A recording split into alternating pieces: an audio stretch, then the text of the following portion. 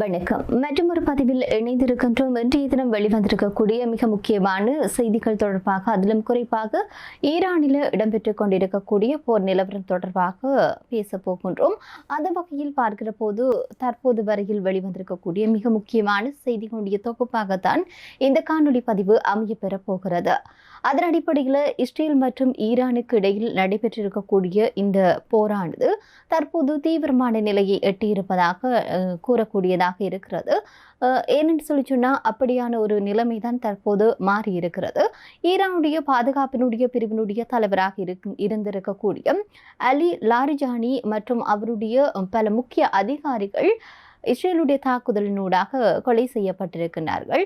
எனவே இந்த படுகொலை என்ற அடிப்படையில் ஈரான் பதில் தாக்குதலை கொடுக்க இருப்பதாக சொல்லியிருந்தது. இதன் அடிப்படையிலையும் மத்திய கிழக்கில் பதற்றம் அதிகரித்திருந்த சூழ்நிலையில் பதில் தாக்குதலை ஈரான் வழங்கியிருக்கிறது. இத்தனை உயிரிழப்புகளுக்கு மத்தியிலும் ஈரான் தன்னுடைய செயல்பாடுகளை குறைத்து கொள்ளவில்லை என்றுதான் இதிலிருந்து பார்க்கக்கூடியதாக இருக்கிறது. இந்த கொல்லப்பட்ட அதிகாரிகளுக்கு பதிலாக புதிய அதிகாரிகள் நியமிக்கப்பட இருக்கிறார்கள் என்று சொல்லியும் ஈரான் தரப்புல இருந்து வந்திருக்கக்கூடிய செய்திகள் தெரிவித்திருக்கிறது.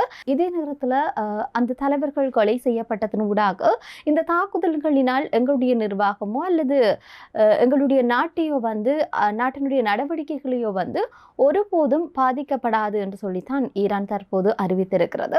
ஈரானின் இந்த துணிச்சலான அறிவிப்பானது இஸ்ரேலுக்கு ஒரு சவாலாக அமைந்திருப்பதாக சொல்லப்படுகிறது. எனவே இஸ்ரேலுக்கு எதிரான இந்த போரில் அவர்கள் பின்னிற்க போவதில்லை என்பதை அவர்கள் தெளிவாகவே காட்டியிருக்கிறார்கள் என்பதுதான் இதிலிருந்து வெளிப்படுத்தக்கூடிய ஒரு விடயமாக இருக்கிறது.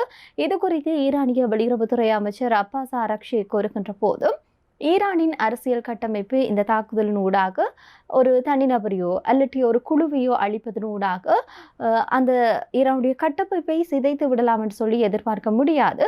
அது ஒரு வலுவான மற்றும் நிலையான ஒரு அமைப்பு என்று சொல்லி அவர் தெரிவித்திருக்கின்றார். அது மட்டுமன்றி அல் ஜசீரா ஊடகத்திற்கு வழங்கியிருக்கக்கூடிய நேர்காணலில் சில விடயங்களை அவர் சொல்லியிருக்கின்றார். அதன் அடிப்படையில் பார்க்கிற போது அமெரிக்காவும் இஸ்ரேலும் ஈரானிய பலத்தை புரிந்து கொள்ள தவறிவிட்டதாக கூறியிருக்கின்றார். மூத்த தலைவர்களுடைய இழப்பு என்பது ஈரானுடைய ஆட்சி அதிகாரத்தையோ அல்லது ஈரானுடைய அரசியந்திரத்தையோ எந்த விதத்திலையும் முடக்க முடியாது என்று சொல்லித்தான் அவர் அல் ஜசீரா ஊடகத்திற்கு வழங்கிய நேர்காணலில் தெரிவித்திருக்கின்றார். இது தொடர்பாக அல் ஜசீரா இணையதளத்திலையும் வெளியாகி இருந்தது. இதே நேரத்தில் இஸ்லாமிய குடியரசு தன்னுடைய இலக்குகளை நோக்கி பயணித்துக் கொண்டிருக்கிறது என்று சொல்லியும் அவர் இதன் போது தெரிவித்திருக்கின்றார். அது மட்டுமன்றி இந்த லாரிஜானியுடைய படுகொலைக்கு பதிலடியாக ஈரான் பதிலடி தாக்குதலை வழங்கியிருக்கிறது. இந்த தாக்குதலில் பலர் கொலை செய்யப்பட்டிருப்பதாகவும் படுகாயமடைந்திருப்பதாகவும் சொல்லப்படுகிறது. இஸ்ரேலுடைய தலைநகரான டெல் அவிவை இலக்காக கொண்டுதான் இந்த பதில் தாக்குதல் நடத்தப்பட்டிருப்பதாக அங்கிருந்து வரக்கூடிய செய்திகளை பார்க்கிற போது எங்களால் அறிந்து கொள்ளக்கூடியதாக இருக்கிறது. அதிநவீன சக்தி வாய்ந்த கிளஸ்டர் என்ற ஏவுகணைகளை தான் இந்த தாக்குதலுக்காக ஈரான் பயன்படுத்தி இருக்கிறது. அது மட்டுமன்றி இந்த தாக்குதலில் குர்ரம்சார் மற்றும் ஹாதிர் ஆகிய அதிநவீன ஏவுகணைகள் பயன்படுத்தப்பட்டிருப்பதாக ஈரான் அரசு தொலைக்காட்சியில் செய்தி ஒன்று வெளியாகி இருக்கிறது. மக்கள் மிக நெருக்கமாக இருக்கக்கூடிய பிரதேசங்கள், அதாவது டெல் அவிவ் என்ற பிரதேசத்தில் தான் அதன் அருகில் இருக்கக்கூடிய இராணுவ மையங்கள் மீது தான் இந்த தாக்குதல் நடத்தப்பட்டிருப்பதாக சொல்லப்படுகிறது.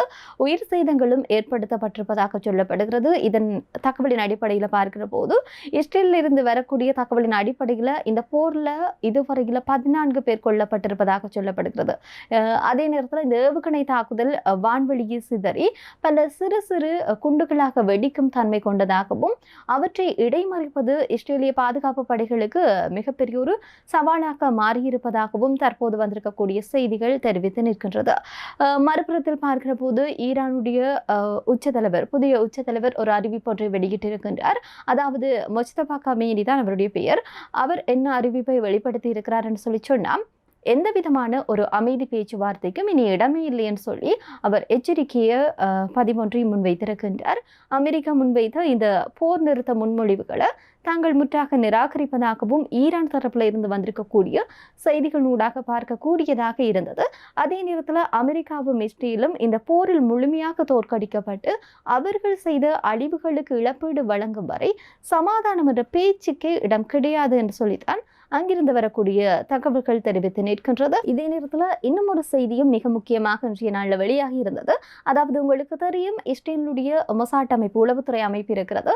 இந்த உளவுத்துறை அமைப்பிற்கு ஈரானுடைய ரகசிய இடங்களை புகைப்படம் எடுத்து அனுப்பியதாக ஒரு நபர் ஒருவர் குற்றம் சாட்டப்பட்டிருக்கின்றார். அவருடைய பேர் குரோஷ் கைவானி என்று சொல்லி சொல்லப்படுகிறது.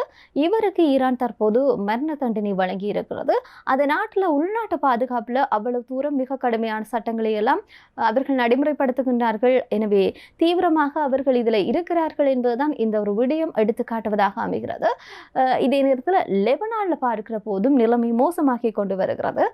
கிஸ்புல்லா அமைப்பினரை ஒழிப்பதாக கூறி இஸ்ரேல் பெய்ரூட் நகரின் மீது நடத்திய தாக்குதல்ல, வான்வெளி தாக்குதல்ல ஒரே நாளில் பலர் கொல்லப்பட்டிருப்பதாகவும் சொல்லப்படுகிறது. லட்சக்கணக்கான மக்கள் தங்களுடைய இருப்பிடங்களை இழந்து அகதிகளாக இருப்பதாக சொல்லப்படுகிறது. மறுமுகத்தில் ஹார்முஸ் நீர்நிலை பகுதியிலேயும் பதற்றம் அதிகரித்து கொண்டிருக்கிறது. தொடர்ச்சியாகவே அந்த வழிகளினூடாக செல்வதற்கான தடை விதிக்கப்பட்டிருக்கிறது. அதே நேரத்தில் அமெரிக்கா தன்னுடைய பங்கர் பஸ்டர் என்ற குண்டுகள் மூலம் ஈரானில் இருக்கக்கூடிய கடற்கரை தளங்களை குறிவைத்து தாக்குதல் நடத்தியுள்ளதுனால உலக எண்ணெயில் வர்த்தகம் முடங்கும் அபாயம் ஏற்பட்டிருப்பதாக சொல்லப்படுகிறது. இதனால் கச்சா எண்ணெயினுடைய விலை அதிகரித்து செல்கின்றது.